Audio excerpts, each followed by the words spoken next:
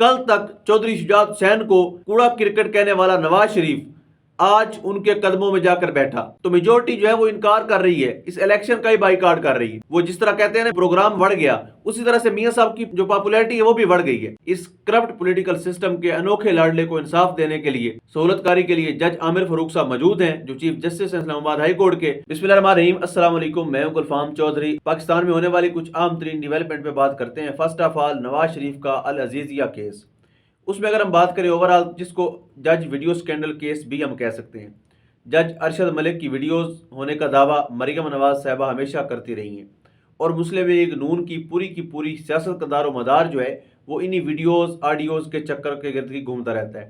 مسلم league نون کے پاس اگر لوگوں کی بلیک میلنگ کی ویڈیوز ختم ہو جائیں تو آپ سمجھ لیں کہ ان کی سیاست بھی ختم ہو جائے گی۔ اب انہوں نے ان ویڈیوز کو بنیاد بنا کر بہت سے دعوے کر رکھے تھے، اور کہا گیا تھا کہ نواز شریف صاحب کو زبردستی سزا سنائی گئی اور جج صاحب نے پریشر میں آ کر سنائی، لیکن حقیقت اس کے برعکس نکلی۔ یعنی دیکھیں کہ اگر وہ ویڈیو حقیقت تھی تو آج عدالت میں کیوں درخواست کی گئی کہ ویڈیوز کو شامل تفتیش نہ کیا جائے۔ آپ خود اس بات کو سوچیں کہ نواز شریف کے بیٹوں نے پراپرٹیاں بنائیں تو اس کے کاغذات کہاں ہیں؟ اس کی رسیدیں آج بھی نہیں دکھائی گئی۔ لیکن انصاف کا بول بالا ہونا ہے، انصاف تو ملنا ہی ملنا ہے، کیونکہ میاں صاحب جو سسٹم کے لاڈلے ہیں، اس کرپٹ پولیٹیکل سسٹم کے انوکھے لاڈلے کو انصاف دینے کے لیے، سہولت کاری کے لیے جج عامر فاروق صاحب موجود ہیں، جو چیف جسٹس ہیں اسلام آباد ہائی کورٹ کے، اور ان کو بڑے گھر سے احکامات ہیں کہ جناب میاں صاحب جب بھی آئیں آپ نے ان کا منتظر رہنا ہے، آپ نے ان کے حق میں فیصلے کرنے ہیں۔ کسی قسم کی روک ٹوک میاں صاحب کے لاڈ پن میں، میاں صاحب کے نخروں میں آپ نے نہیں آنے دینی۔ میاں صاحب کا ہر طرح کا نخرہ بھی اٹھانا ہے، ناز بھی اٹھانا ہے، کیونکہ سسٹم نے ان کو گود لے لیا ہے۔ جی یہ وہی سسٹم ہے جس نے میاں صاحب کو پہلے بھی 3 دفعہ کک آؤٹ کیا ہے۔ یہ پھر بھول جاتے ہیں میاں صاحب، اور ویسے بھی انسان کو آپ کو پتہ ہے بھولنے کی بیماری بھی ہوتی ہے، وہ بھول جاتے ہیں کہ لاسٹ ٹائم میرے ساتھ کس طرح سے ٹریٹمنٹ کیا گیا تھا، اور آئندہ بھی یہی کچھ ہونا ہے۔ اب اس میں ایک فرق دیکھ لیتے ہیں، بنیادی طور پر اس کیس میں ایک فرق ہے کہ اگر تو عمران خان جج زیبا چودھری کا صرف نام لے دے تقریر میں تو عدالت میں جا کر معافی مانگے، اس کے باوجود بھی اب تک وارنٹ جاری ہو چکے ہیں۔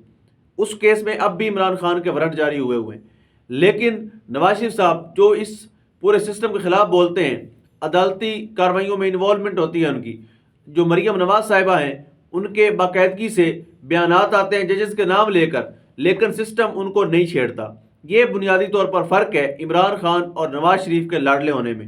یہ فیصلہ عوام کرے گی کہ کون کتنا لاڈلا ہے۔ اگر کوئی بندہ 4 سال مفرور اشتہاری رہنے کے بعد واپس آتا ہے اور آتے ہی اس کو ریلیف پر ریلیف ملتا ہے، ہر کیس کا خاتمہ ہونا شروع ہو جاتا ہے، تو مان لیجئے کہ سسٹم کا لاڈلا نواز شریف ہی ہے۔ اس سسٹم نے ہمیشہ سے ان کی سہولت کاری کی ہے، اور نواز شریف زرداری گروپ نے ہمیشہ سے اس کرپٹ پولیٹیکل سسٹم کی سہولت کاری کی ہے۔ لیکن سسٹم کی مکمل طور پر سہولت کاری ہونے کے باوجود بھی میں آپ کو سوشل میڈیا کی بات کر لیتا ہوں کہ سینئر اینکر پرسن عمران ریاض خان صاحب نے ایک ٹویٹر پول کروایا، اور انہوں نے پوچھا کہ اگر بلہ بیلٹ پیپر سے ہٹ جائے تو آپ کس کو ووٹ دیں گے، آپ کا انتخاب کون ہوگا؟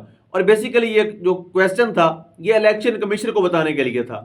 ایک آپشن نواز شریف، زرداری صاحب، مولانا فضل الرحمان، یا کسی کو بھی نہیں، کوئی بھی نہیں۔ اس میں سے 93% لوگ وہ ہیں جنہوں نے کہا ہے کہ ہم کسی کو بھی ووٹ نہیں دیں گے۔ 1,77,000 چند سو جو ہیں اس پہ ووٹ کاسٹ ہوئے ہیں ٹویٹر پول پہ۔ اور الیکشن کمیشن کے لیے بھی یہ پیغام ہے، اگر بلے کا نشان بیلٹ پیپر پر نہ ہو تو میجورٹی جو ہے وہ انکار کر رہی ہے، اس الیکشن کا ہی بائیکاٹ کر رہی ہے، تو آپ ایسے الیکشن کا انعقاد کیسے کر سکتے ہیں؟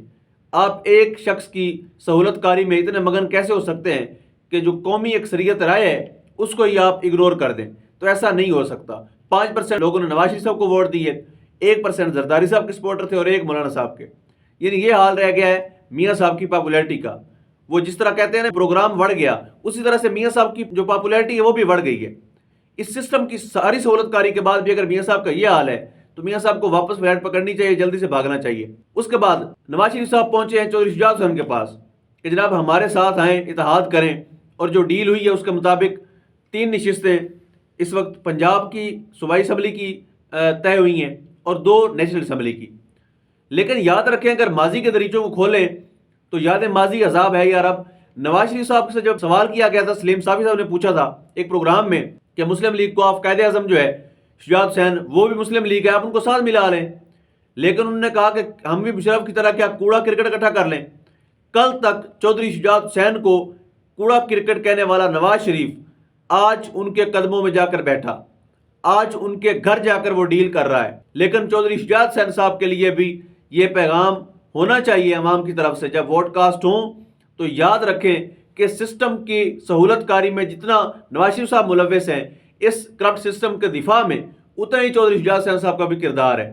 اس پورے رجیم چینج آپریشن میں شجاعت حسین صاحب نے سہولت کاری کی پی ڈی ایم کو، اور ابھی وہ نواز شریف صاحب کے ساتھ بیٹھے ہیں اور سیٹ ایڈجسٹمنٹ پر کام کر رہے ہیں۔ لیکن کیا وہ اس چیز کا جواب مانگیں گے نواز شریف صاحب سے کہ کل کو آپ جو کوڑا کرکٹ کہتے تھے، آج آپ نے کیسے بیانیہ بدلا اور کس طرح سے آج آپ نے چودھری صاحب کے قدم چھوئے اور آشیرواد لے کر ان کے ساتھ سیٹ ایڈجسٹمنٹ کی۔ آخر میں ہم بات کر لیتے ہیں پاکستان میں اس وقت غیر آئینی، غیر جمہوری طور پر مسلط وزیر اعظم انوار الحق کاکڑ کی طرف سے یعنی ایک پریمیئر چل رہا ہے، اور جس میں وہ پوچھ رہے ہیں کہ وزیر اعظم صاحب آپ کے وزیر اعظم ہاؤس میں فیوریٹ پلیس کون سی ہے؟ تو وہ کہتے ہیں کہ میرا بیڈ روم ہے۔ یعنی ایک وزیر اعظم پاکستان کی ترجیحات چیک کریں، اس کی سوچ چیک کریں، اور آج انہوں نے ایک سٹیٹمنٹ دی کہ جو لوگ 9 مئی کے واقعات کے بعد روپوش ہیں، وہ اپنی مرضی سے روپوش ہیں، ان پر ریاست کی طرف سے کسی قسم کا کوئی پریشر نہیں ہے۔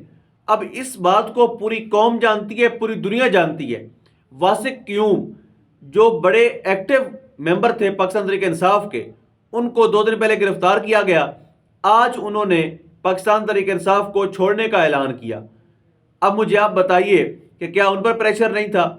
کیا عثمان ڈار کے گھر پر پولیس گئی اور ان کی بزرگ والدہ کو کہا کہ ہم تیرا ریپ کریں گے؟ کیا ان پر پریشر نہیں تھا؟ صداقت عباسی گھر آتے ہیں، ان کی فیملی لپٹ کر روتی ہے۔